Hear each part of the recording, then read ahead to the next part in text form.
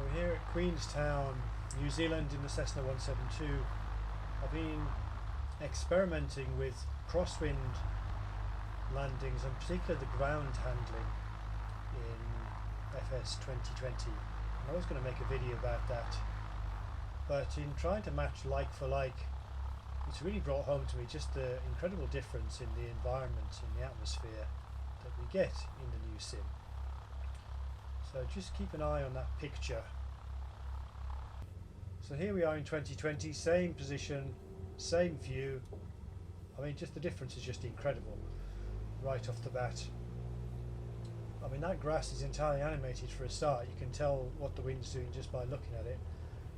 But the runway markings, the furniture, the scenery is recognisably the same. You know, the terrain is the same, at least in relief. But let's just complete that takeoff.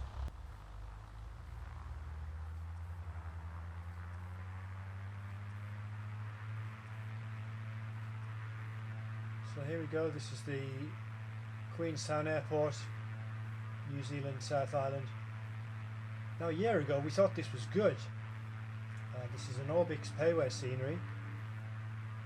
And switching now to FS 2020, taking off in the same direction. And that's pretty much it for the comparison. We're just going to stick with the FS 2020. We're going to do a little bit on the crosswinds. We've got pretty much a 90-degree crosswind. Look at that water. You know, that's just it's a default airport, but it is an airport that's seen some special treatment. It's one of the flagship airports, we have to acknowledge. But just this sense of presence, this, I mean, the virtual cockpit as well of this default aircraft is pretty damn good. So the focus of these experiments was really me playing with the crosswind. So we're landing in pretty much a 90-degree crosswind here, and what I was really interested in was the rollout in prepared and FSX.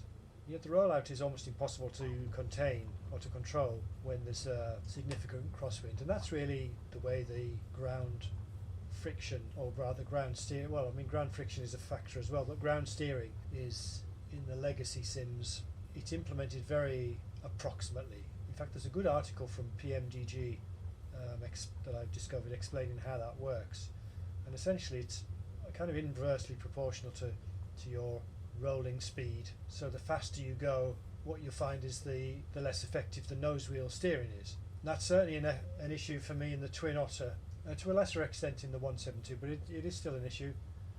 And I have to say, in FS 2020 it works much more, well, I can't say authentically, but it works, it's usable. Essentially what you get that you don't get in prepared is you can steer at high speed and have a decent amount of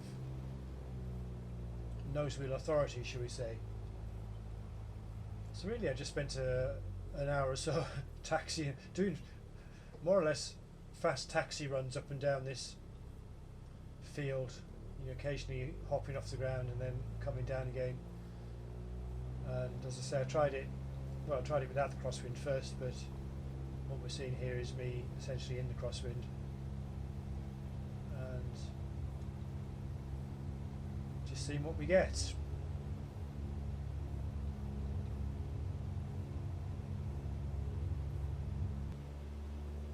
this time we're going to go out and try another approach.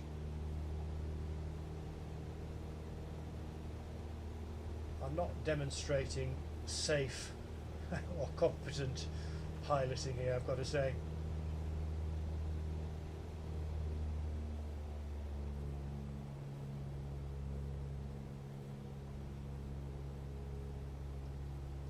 This aircraft, this default Cessna 172, doesn't seem to side slip particularly well. You will notice I'm dropping the wing and kicking it around with the rudder.